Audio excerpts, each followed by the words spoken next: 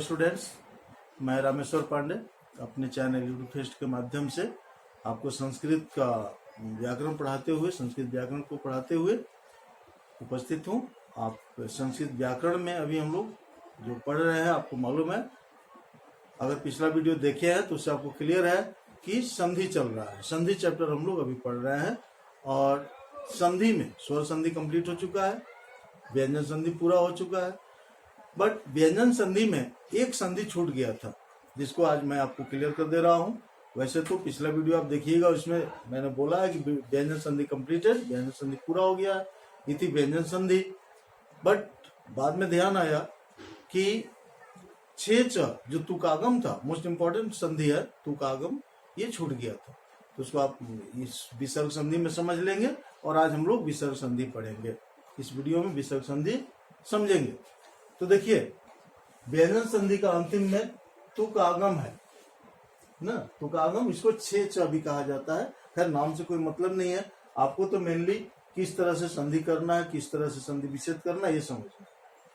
तो इसका नियम है कि यदि हरस स्वर के बाद, तो हरस स्वर क्या है यहाँ दिया हुआ, देखिए अ, छोटी ई, छोटा ऊ और छोटा री, ये हरस स्वर है चार। और इसी में आ जो होगा वो दीर्घ हो जाता है। तो अ ई उ री के बाद छ हो तो छ के पहले तुक अर्थात त का आगम होता है, फिर त का च हो जाता है। एक नियम है, सूत्र है अच्युत्व, अच्युत्व सूत्र से त का च हो जाता है। ठीक है, जैसे एग्जांपल परि प्लस छेद, आप देख रहे हैं यहाँ पर कि हरस्व ई है, छोटी ई है ना, तो हरस्व स्वर हुआ, इसके बाद छ आ गया, तो दोनों के बीच में छ से पहले च हो जाएगा, परिच्छेद। अनु प्लस छेद, अनुच्छेद। ठीक है, विच्छेद यदि करना हो आपको, विच्छेद, विच्छेद, इसका अगर संधि विच्छेद करना है तो क्या लिखेंगे, सीधे इस कंडीशन में च को गायब करना है, केवल आपको वि प्लस छेद, बी प्लस छेद। ठीक है, इस तरह से और भी एग्जाम्पल हैं इसमें, आप समझेंगे। और इसके बाद हम लोग अब विसर्ग संधि की ओर चल रहे हैं। ठीक है, हाँ, तो स्टूडेंट्स अब हम लोग विसर्ग संधि शुरू करने जा रहे हैं। तो विसर्ग संधि समझेंगे, विसर्ग संधि में क्या क्या परिवर्तन होते हैं, विसर्ग में परिवर्तन होता है। ठीक है, तो वीडियो को आगे देखने से पहले चैनल को सब्सक्राइब कर देंगे और वीडियो को लाइक करेंगे, शेयर करेंगे, आइकन घंटा को दबा देंगे, ताकि आगे व्याकरण में संधि में या संधि के बाद हम लोग विभक्ति पढ़ना है तो उसमें जो भी है वीडियो बने आप तक तुरंत पहुंचे। ठीक है, देखिए आगे। तो स्टूडेंट्स, विसर्ग संधि, विसर्ग संधि की परिभाषा क्या है, यदि विसर्ग के साथ, विसर्ग समझ रहे हैं, विसर्ग दो बिंदु को विसर्ग कहा जाता है, इस तरह विसर्ग, यदि विसर्ग के बाद स्वर या व्यंजन वर्णों का मेल होकर, विसर्ग के साथ स्वर या व्यंजन में कोई भी वर्ण मिलता है अगर, और विकार उत्पन्न होता है तो उसे विसर्ग संधि कहते हैं। ठीक है, जैसे मनः प्लस रथा, यहाँ देख रहे हैं कि विसर्ग है और इधर र है, तो ये विसर्ग का व्यंजन के साथ संयोग हो रहा है, मेल हो रहा है, तो विसर्ग में उत्पन्न होगा विकार। विसर्ग क्या बन गया, ओ बन गया, मनोरथ। ठीक है, अब इसमें नियम है, जैसे पहला नियम है उत्व, उत्व, रत्व, सत्व। ठीक है, विसर्ग का लोप, ये बस 4 या 5 इसमें नियम है जो कि हम लोगों को समझना है। पहला है उत्व संधि। उत्व संधि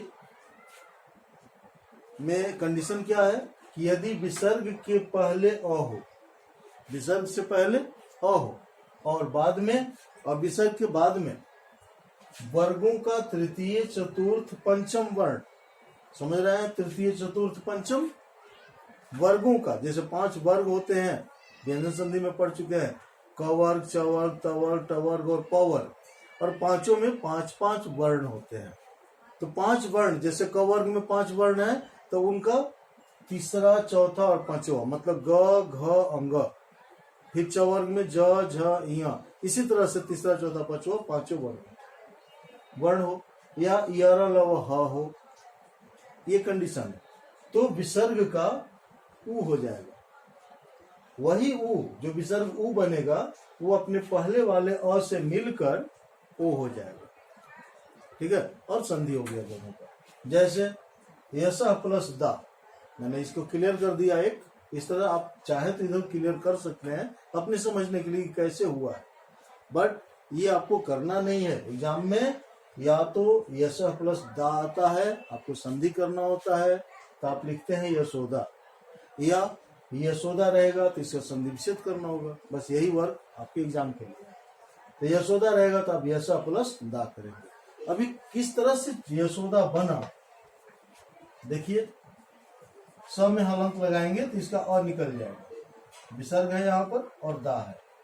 ठीक है, फिर यश अ और ये विसर्ग उ बन जाएगा, क्योंकि कंडीशन क्लियर है। जितना कंडीशन इसमें दिया गया है सारे कंडीशन देखिए, विसर्ग से पहले अ है और विसर्ग के बाद में द है, त थ द तीसरा वर्ण तवर्ग का, तो इस कंडीशन में विसर्ग उ बन गया। आगे बढ़ने पर अ और उ गुण संधि है ना, स्वर संधि में गुण संधि ए ओ और गुण जानी है, अ और उ मिलकर के ओ हो गया। जैसे सूर्य प्लस उदय सूर्योदय होता है, अ उ मिलकर ओ होता है, ओ हो गया। अब यही ओ मात्रा बनकर फिर स में आकर मिल गया तो यशो हो गया, यशोदा। ठीक है, इसी तरह सर प्लस वर सरोवर है, मनोरथ यहाँ पर है, मन प्लस रथ इसी का एग्जाम्पल है ना, मनोरथ हो गया है। मनोहर हो जाएगा मन प्लस हर मनोहर। ठीक है, तो इसके बाद अब अगला नियम हम लोग देखते हैं। ये फर्स्ट नियम था यशा प्लस दा यशोदा, है ना, पय प्लस दा द पयोदा हो जाएगा। तो बहुत सारे एग्जाम्पल्स हैं। हाँ, तो स्टूडेंट्स आगे बढ़ते हुए देखिए आप विसर्ग संधि में अगला दूसरा है रत्व। इसके पहले हम लोग क्या पढ़े, उत्व, विसर्ग का उ होता है फिर उ से ओ होता है। तो अगला है रत्व।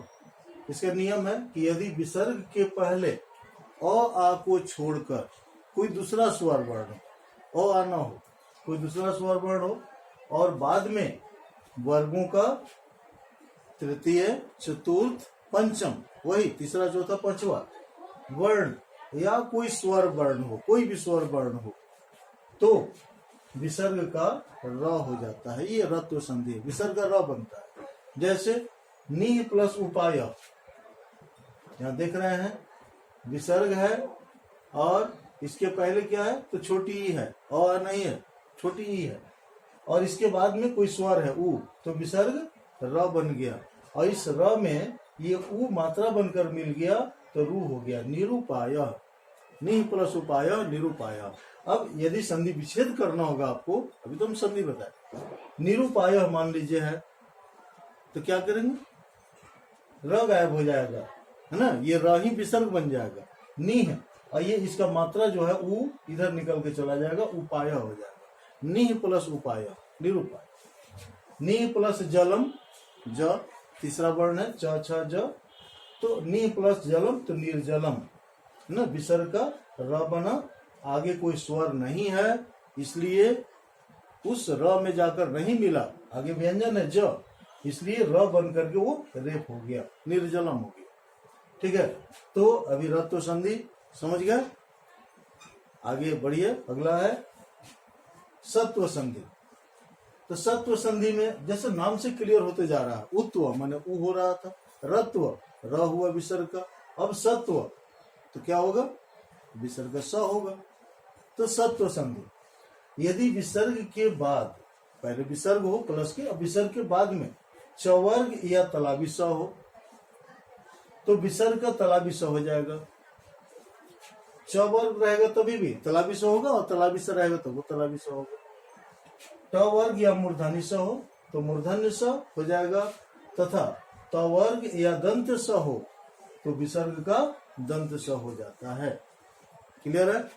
विसर्ग के बाद चवर्ग तलाबी स तो तलाबी स होगा, टवर्ग मूर्धन्य स तो मूर्धन्य स होगा विसर्ग, और तवर्ग दंत स तो दंत स हो जाएगा, विसर्ग ही चेंज होगा। जैसे राम प्लस च, चवर्ग है, च पहला वर्ण, तो विसर्ग तलाबी स बन गया रामश्च, ठीक है। नमः प्लस ते, नमस्ते, विसर्ग का दंत स हो गया क्योंकि आगे त है, त के चलते दंत स हो गया।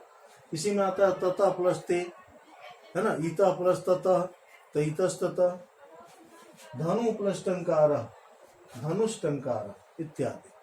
तो आप सत्व संधि समझे। सत्व संधि में बस स चेंज, विसर्ग स बनता है विसर्ग का, और किस कंडीशन से 3 गो स होता है, तो तलाबी स, मूर्धन्य स और दंत स। तलाबी स कब बनता है, च वर्ग और तलाबी स रहे तो, मूर्धन्य स ट वर्ग और मूर्धन्य स रहे तो, और त वर्ग दंत स त वर्ग या दंत स रहे। अगला विसर्ग से लोप।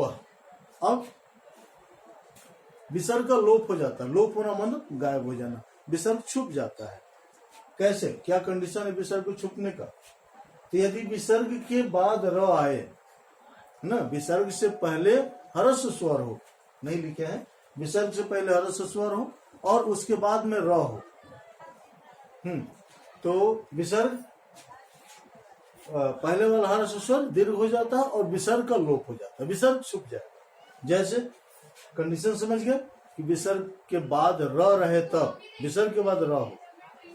जैसे निह प्लस रोग, निह हर्ष ई है इधर और रोग है, तो र है यहाँ पर, विसर्ग के बाद र आया, तो ये जो नी छोटी ई है ये बड़ी ई हो जाएगा, दीर्घ हो जाएगा, और विसर्ग गायब हो गया, नी रोगा हो गया।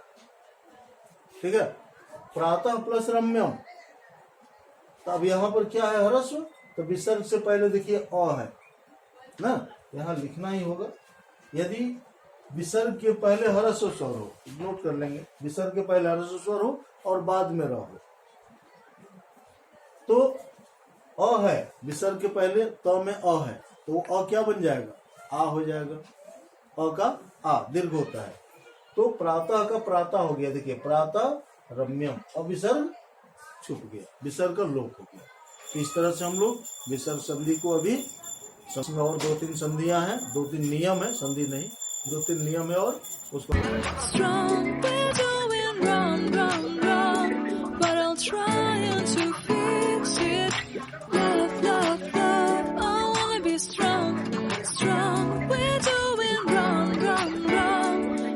change it, change